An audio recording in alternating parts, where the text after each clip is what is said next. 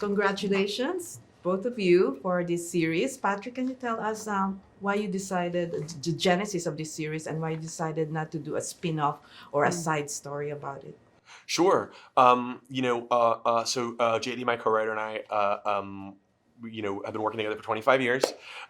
We have an enormous love of, great epics and imaginative worlds. And, because of that, Tolkien's world and his work has been, important to us all our lives as people and as writers.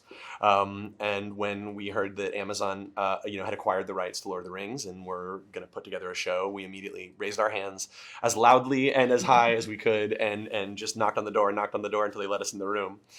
Because we felt that there was this incredible, never before filmed story in the books, and that's this backstory to the Lord of the Rings, right? It's the story of the forging of the rings, the rise of Sauron, the Epic of Numenor, the Battle of the Last Alliance, where the world banded together against Sauron. It's this, incredible epic in its own right that also happens to have some of the same familiar faces, right? Mm-hmm. Galadriel was around; she's immortal. Elrond was around; he's immortal. Sauron, obviously, and we felt like, well, that's the show. That's the show as fans we would want to see. And what's unique about it as well is, this was a place in Tolkien's work where he left a lot unsaid, and he left a lot of blank space, in between these big tentpole moments.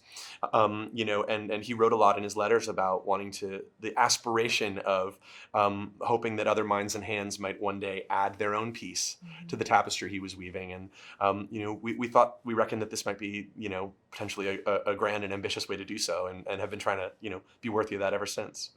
It's very ambitious. And Lindsey, can you talk about the challenges of filming this and producing it? Because, there's a lot of expectations and, something to look forward to. There are a lot of expectations, and that's something we definitely think about every day. People love Tolkien, and we don't want to let them down. But, the good news about this show is I sort of imagined how hard it would be, but you don't quite know how hard it's going to be until you're actually doing it. So sort of bit by bit, they pitched me the show, and once I heard the pitch, it was just sort of undeniable. It was a story I wanted to see as a fan, and then I just wanted to help make this story that I believed in, and we assembled an amazing crew and tried to gather the best department heads and craftspeople and experts.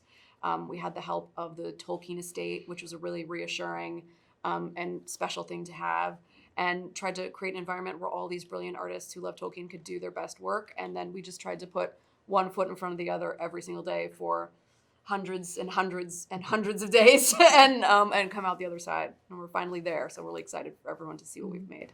And talk about the casting. I'm sure you saw thousands and thousands of people before you were able to choose the cast. So how were you able to do that? So we had the privilege of working with an incredible casting director based in London, Theo Park. She has an incredible eye for talent, and we've got 22 series regulars. You saw the first 2 episodes, and that's not even all the worlds. Yes. There's the 3rd episode, things expand. The 4th episode, you meet new characters as well. Yeah. So it really required us to find 22 extraordinary and special humans, and the criteria that the 2 criteria we had were someone who's excellent, someone who has Middle Earth in them, and that's an ineffable thing, but just a little magic. You know it when you see it. And as the casting process went on, I think we sort of got to this place where we felt like, Lord of the Rings is the star, and we want to find faces that maybe aren't as familiar to audiences and let them really embody these characters. And we made this show in New Zealand where we were all sort of, isolated on this island, and it really did become this grand family. But we're so proud of this cast, and they're amazing, and can't wait to share them with everybody. And building the set in New Zealand. Talk about how challenging was it filming also. It was challenging. I think we used all the stages there were.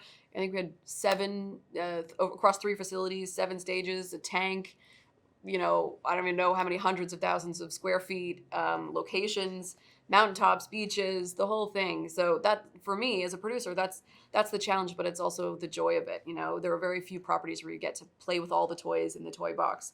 This one has 5 toy boxes. 5 toy boxes, yes, across all the worlds, and it's special effects and visual effects and stunts and locations and prosthetics and good acting and good writing and directing, which is also important. But it is it is an imagined world, so you get to make everything and craft everything, and it's not just one imagined world in this show, it's 5 or 6.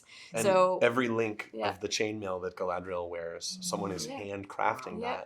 that. Putting jewels and aging it carefully bit by bit. Every hair, on the snow Yeah. troll's beard, is, put Yeah. there by an artist. It's a labor of love. But I want to bring it back to Tolkien because I think, we found more and more as we worked on this project that, this material is important to people.